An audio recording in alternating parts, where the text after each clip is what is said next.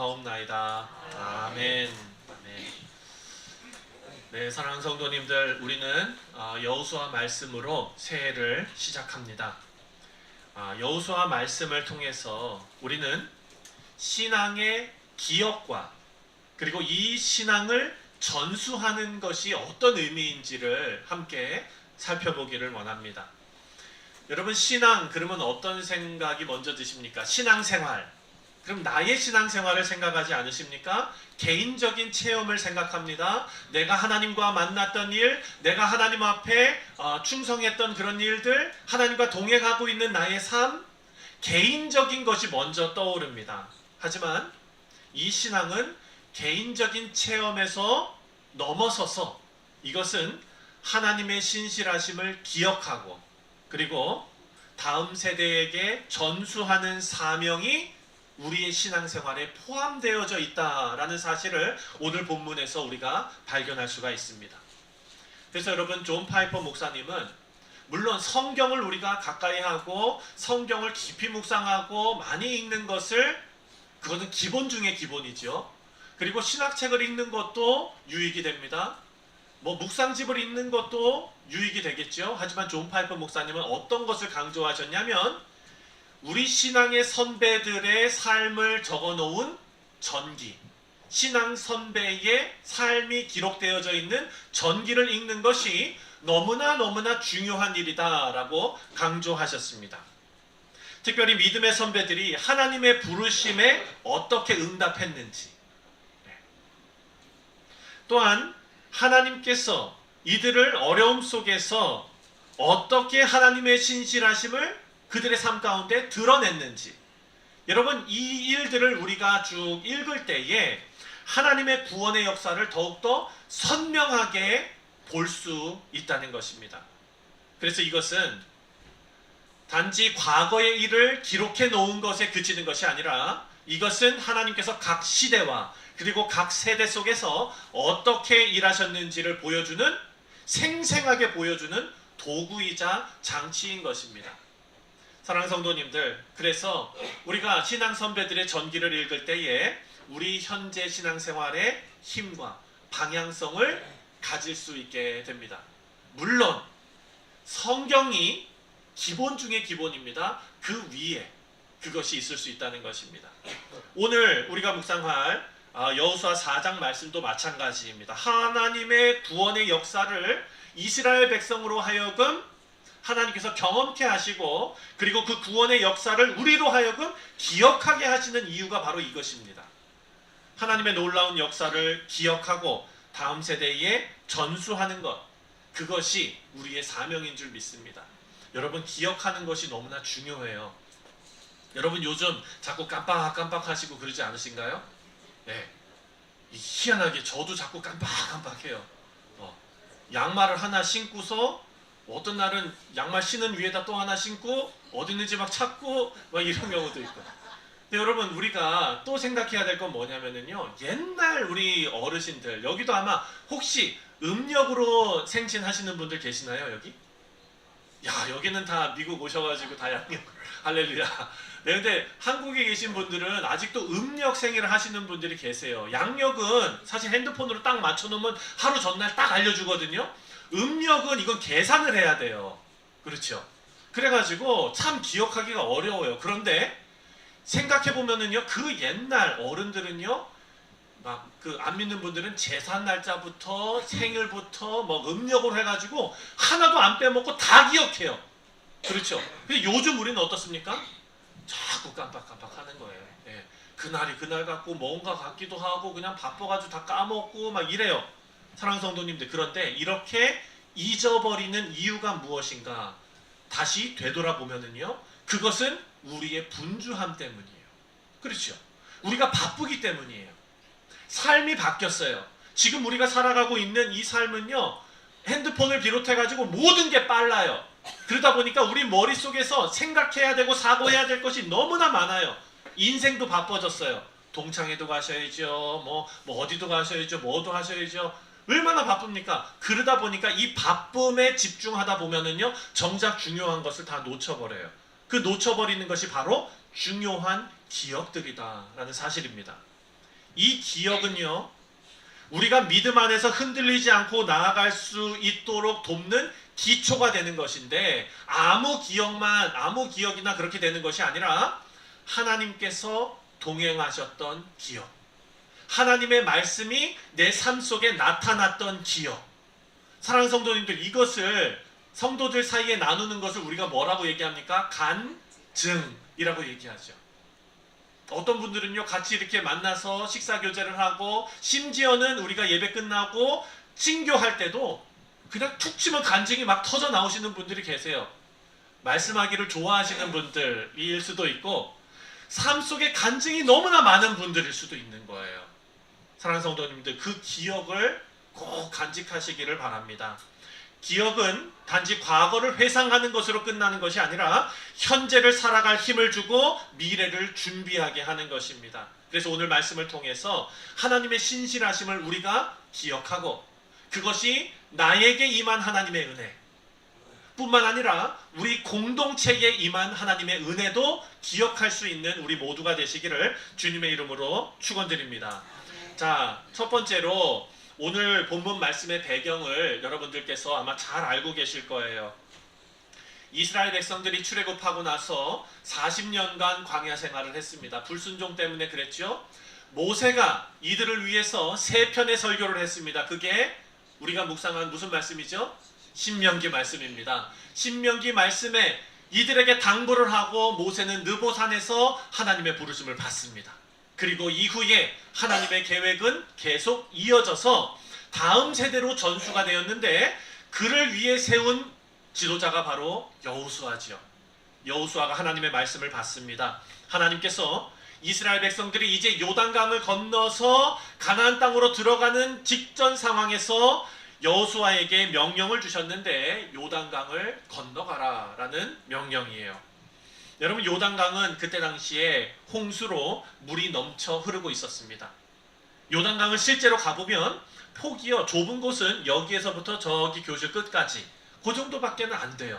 그런데 홍수가 났을 때, 물이 세게 지나갈 때는요, 이것도 건너기가 힘듭니다. 불가능할 정도예요. 그런데 그 당시에도 물이 그렇게 흐르고 있었는데, 하나님의 언약궤를 맨 제사장들이 강에 발을 디딛는 순간 물이 멈춰버렸어요. 초자연적인 현상이 일어난 것입니다. 마른 땅을 건너는 것처럼 그 강을 건너게 되었습니다. 이것은 하나님의 초자연적인 사건을 이스라엘 공동체 모두가 경험한 거예요.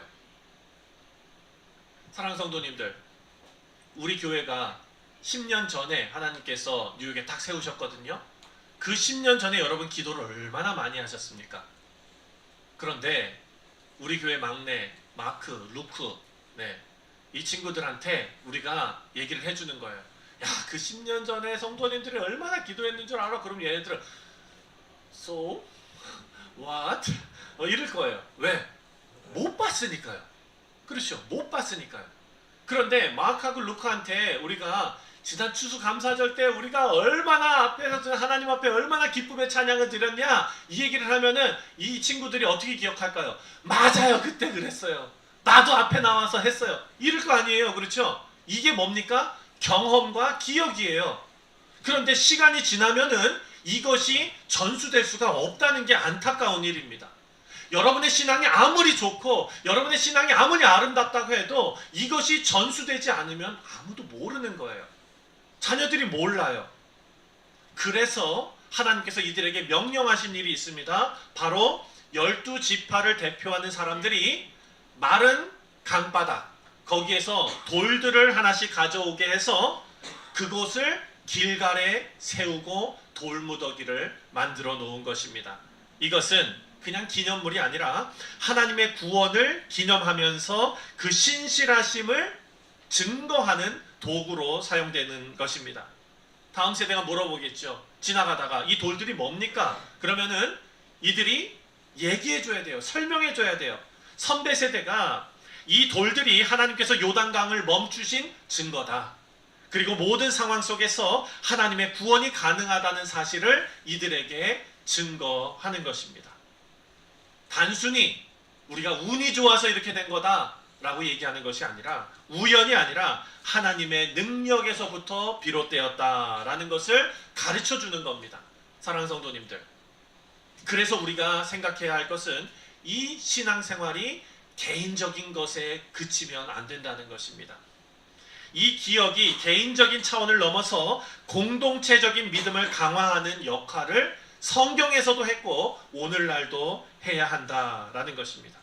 하나님이 모든 세대의 신앙을 연결하시고 일하고 계십니다. 자, 먼저 기억해야 한다라는 것은 6절 말씀에 이렇게 나타나고 있습니다. 6절을 함께 읽겠습니다. 시작. 이것이 너희 중에 표징이 되리라. 후일에 너희의 자손들이 물어 이르되 이 돌들은 무슨 뜻이냐 하거든 그들에게 이르기를 요단물이 여호와의 언약궤 앞에서 끊어졌나니 곧 언약궤가 요단을 건널 때에 요단물이 끊어졌으므로 이 돌들이 이스라엘 자손에게 영원히 기념이 되리라 하라 하니라. 아멘. 아멘. 하나님의 능력과 신실하심을 상징하는 증표로서의 돌무더기가 있는 것입니다. 그런 의미가 여기에 없다면 이 돌무더기는 그냥 쓸데없는 거예요. 이 사건을 기념하면서 돌무더기를 세운 것은 하나님의 역사를 과거의 사건으로 놔두는 것이 아니라 그것을 현재와 미래로 끌어오는 것입니다. 그 사건을 기억하면서 하나님의 은혜를 깊이 묵상하는 겁니다. 사랑하는 성도님들, 지난 주일에 우리가 생각하지 않았습니까? 하나님께서 우리 인생에게 원하시는 것은 하나님의 은혜를 기억하고 그 기억이 예배로 터져 나오고 그 예배는 선교적인 의미가 있다라고 우리가 묵상했습니다. 마찬가지로 이 기억의 돌 무더기를 통해서 우리는 하나님의 은혜가 우리 삶에 어떻게 변화시켰는지를 기억하게 되는 것입니다. 사랑하는 성도님들, 그리고 이스라엘 백성들에게 하나님께서 명하신 것이 바로 기억하고 전하라라는 것입니다. 6절 후반절에 보면은 후일에 너희 자손들이 물어 이르되 이 돌들은 무슨 뜻이냐 하거든. 여러분의 자녀들, 그리고 우리 교회에서 가장 막내들, 쟤네가 언제 커서 언제 예수님의 사랑을 온전히 깨달을까? 여러분 걱정하지 마시기 바랍니다. 왜냐하면 때가 되면은요, 그 인생이 진지하게 하나님을 고민하는 시간이 분명히 올 겁니다.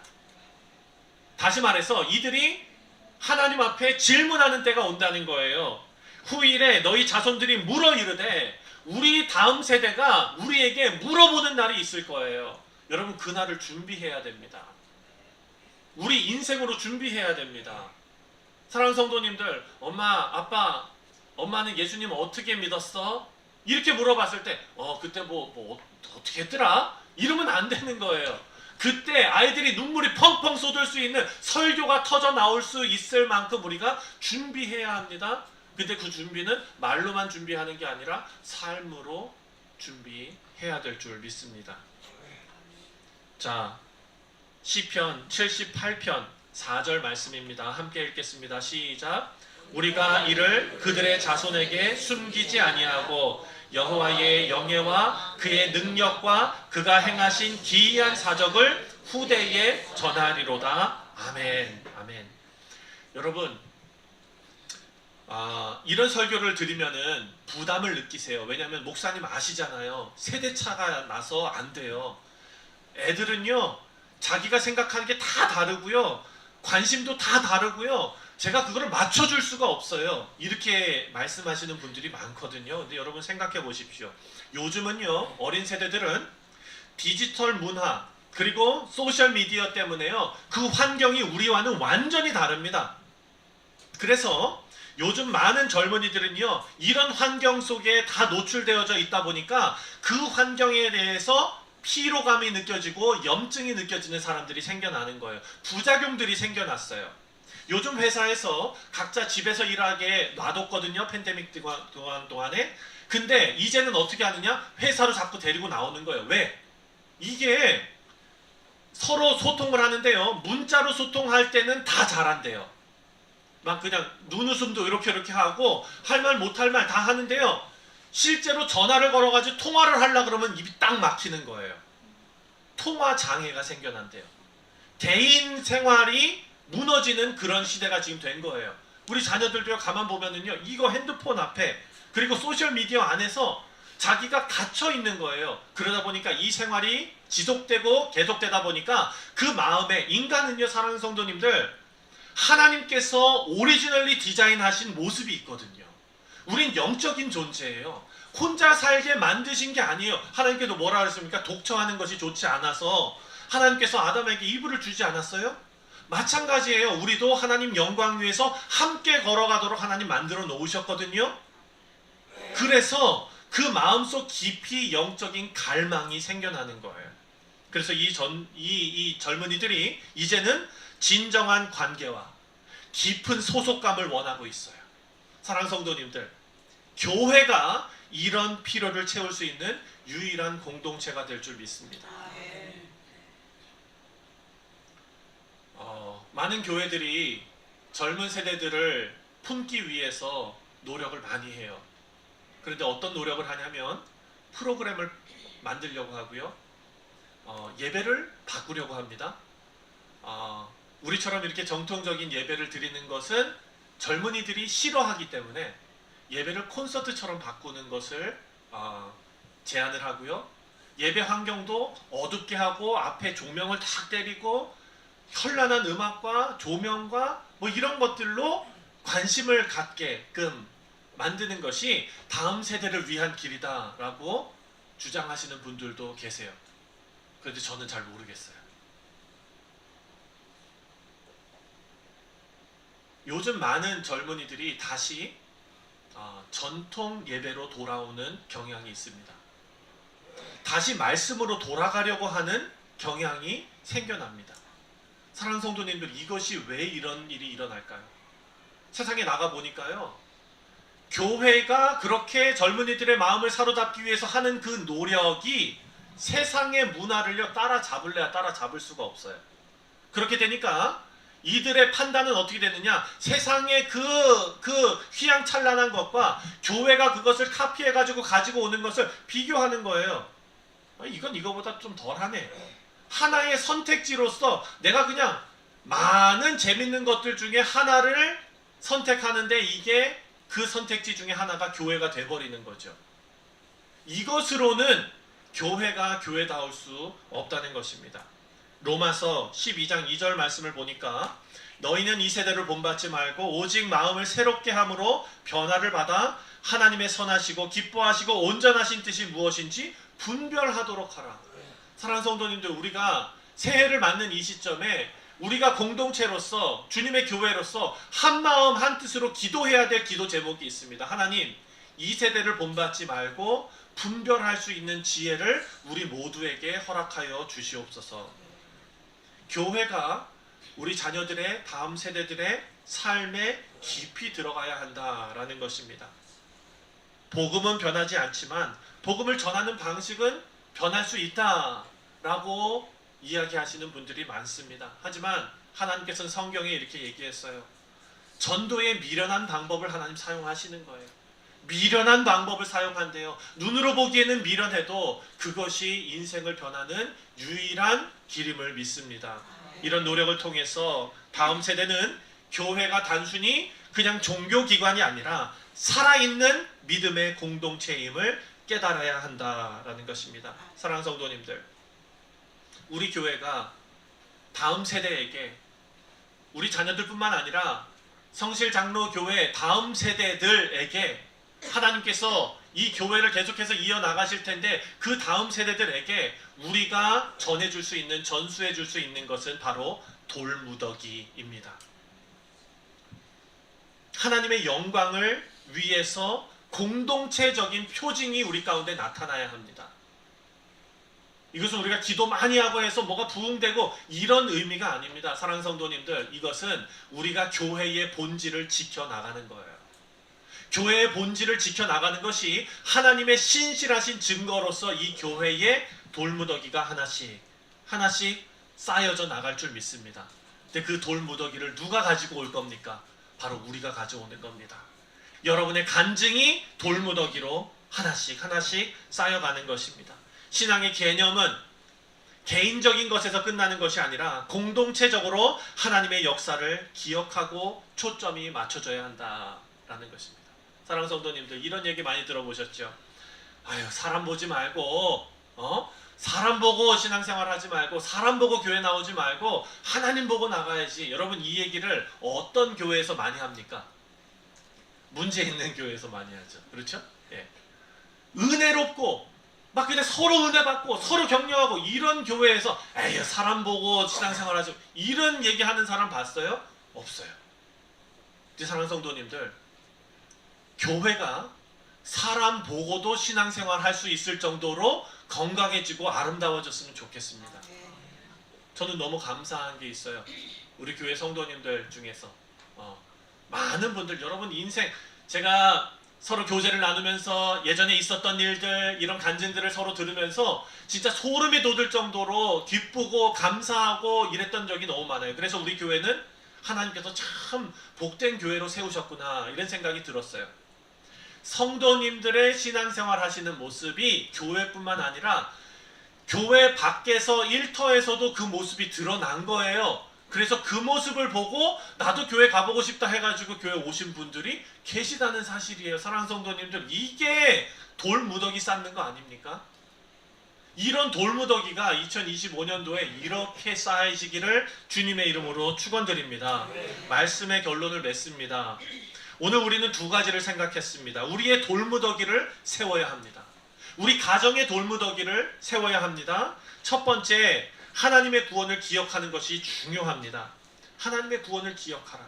그리고 두 번째, 오늘 본문 말씀에서 그 구원의 기억을, 요단강 건넌 것이 그 출애굽 1세대들만 그리고 2세대들만의 문제가 아니라 3세, 4세, 5세에 이르기까지 전수되어야 하는데, 그 전수가 바로 무엇이냐? 돌무더기를 쌓는 것이다.